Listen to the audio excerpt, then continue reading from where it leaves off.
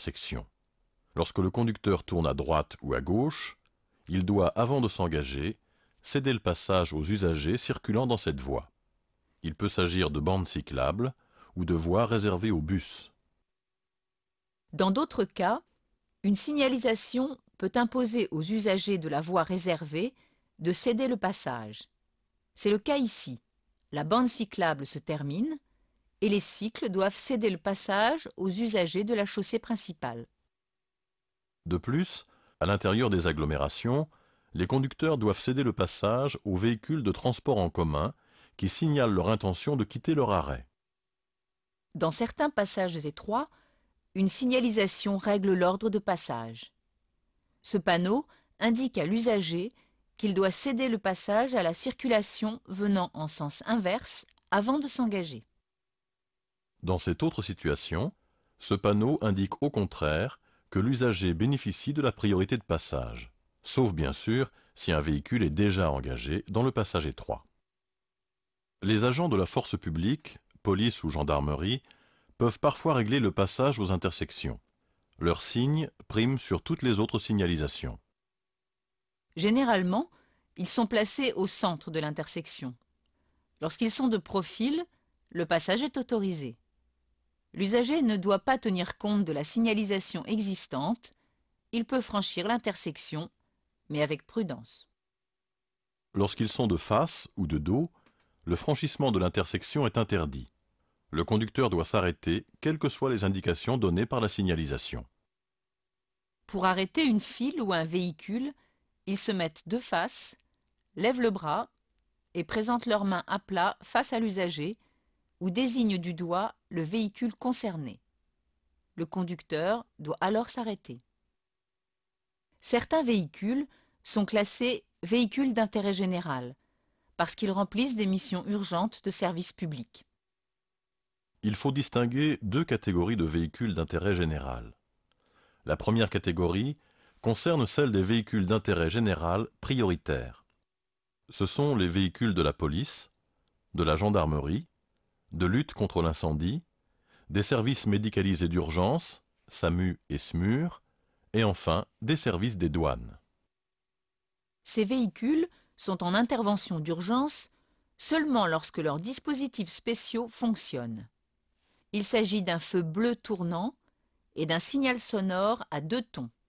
Sur les véhicules de police ou gendarmerie, ces feux bleus peuvent être regroupés sur une rampe, avec des feux jaunes qui, eux, sont utilisés pour signaler un accident par exemple.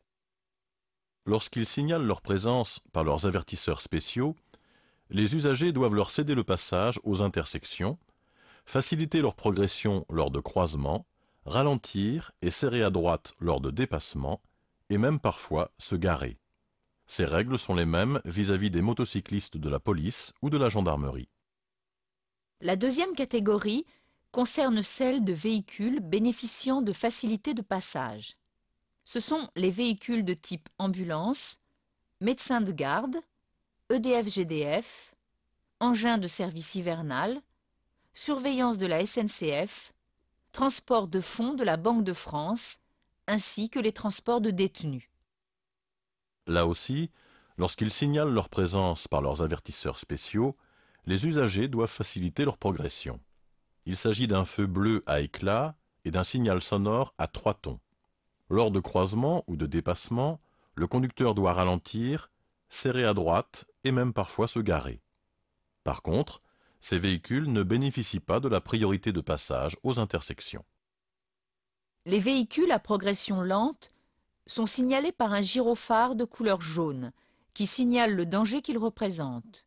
Ils ne bénéficient d'aucune priorité. Les points de rencontre avec d'autres modes de transport sont des lieux particulièrement dangereux. Il convient de connaître et de comprendre la signalisation s'y rapportant. Il existe 3 types de passages à niveau, avec demi-barrière automatique, avec barrière manuelle et sans barrière. 2 feux rouges et une sonnerie sont généralement associés à ces passages à niveau. L'arrêt est évidemment obligatoire. Dans certains cas, l'arrêt est rendu obligatoire sous forme d'un panneau stop. À certains de ces passages à niveau sans barrière, C'est au conducteur de s'assurer de l'absence de train avant de s'engager. Lors de la traversée d'une zone de danger aérien, l'usager de la route est prévenu à l'aide du panneau de danger correspondant. En signalisation de position, un panneau comportant une croix et surmonté de 2 feux rouges marque l'entrée de la zone dangereuse. Les feux rouges clignotent alternativement lors du passage des avions. L'arrêt est alors obligatoire. Ce panneau au milieu annonce un pont mobile. C'est un pont qui se soulève pour faciliter la navigation fluviale ou maritime. En signalisation de position, l'usager peut rencontrer des barrières, voire des feux rouges clignotants, qui autorisent ou interdisent l'accès au pont. Ce panneau annonce une traversée de voie de tramway. La traversée est munie d'au moins un feu rouge clignotant. Si la traversée ne comporte pas de signalisation lumineuse, ce panonceau complète le panneau. En signalisation de position, ce panneau indique la proximité des voies. Lorsque le feu rouge clignote, le conducteur doit s'arrêter. Sinon, il tient compte du panneau complété par le panonceau « Priorité au tramway ».